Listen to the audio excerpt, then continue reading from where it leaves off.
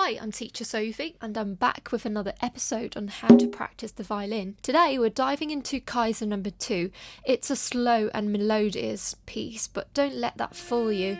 It can be quite challenging sometimes, especially if you want to play it correctly. Just take the first two notes as an example because they are a great reason why this piece demands so much attention to detail. Just those first two notes alone can test your control over dynamics. Notice that my bow lightly moves between different sounding points, and if you feel the string's tension at the different sounding points, your bow will naturally find its way. But of course your arm has to be relaxed in order to do it. If you watch closely to the timing for the change in dynamics, we spent the first two beats for a crescendo, and then the third and the fourth beat for a decrescendo.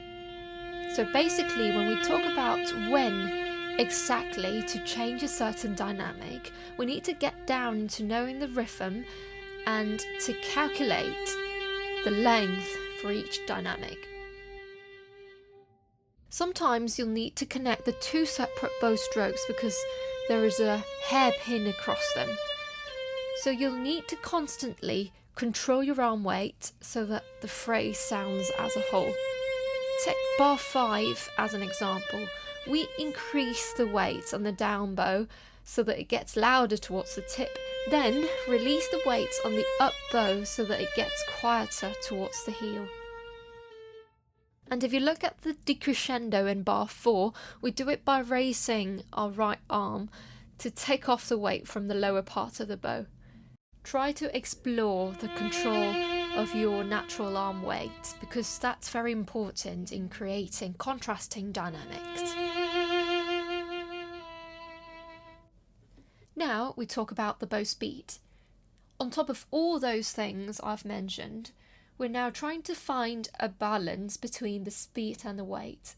We can approach it by imagining the ideal result, then do a backwards reasoning.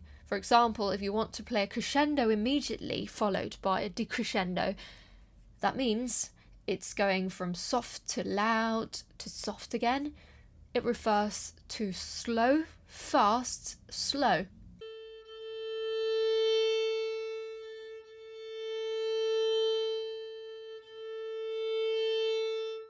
We would rather change the speed than anything else because we have such a short time to do the change. So by doing slow, fast, slow, we can also add a bit of pressure in the loudest part of the phrase. Move the bow slowly at first, save it for the loud part, then slow down the bow again. There's so much going on simultaneously. For students progressing beyond the basics, I always recommend starting this wonderful etude, Kayser number 2.